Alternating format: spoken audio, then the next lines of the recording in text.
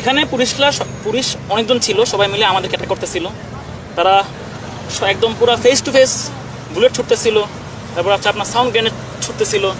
আর টিয়ারটা তো অভাব নাই, একদম প্রত্যেক সেকেন্ডে সেকেন্ডে তো লাস্ট মোমেন্টে গিয়ে সম্ভবত ওরা দুই সাইডের পড়ার কারণে ওরা এই হাতিঝিলের যে মাঝখানে রোডটা আছে এখান দিয়ে মগবাজারের দিকে চলে গেছে।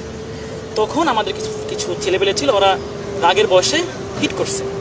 তো আমরা তো মারতে পারি না, কিন্তু ওরা কিন্তু আমাদেরকে সবসময়, এই দেখেন দাগের অভাব নাই, এই যে বুলেটের দাগ সমস্ত গায়ে দাগ আছে, সমস্ত গায়ে আমার দাগ আছে।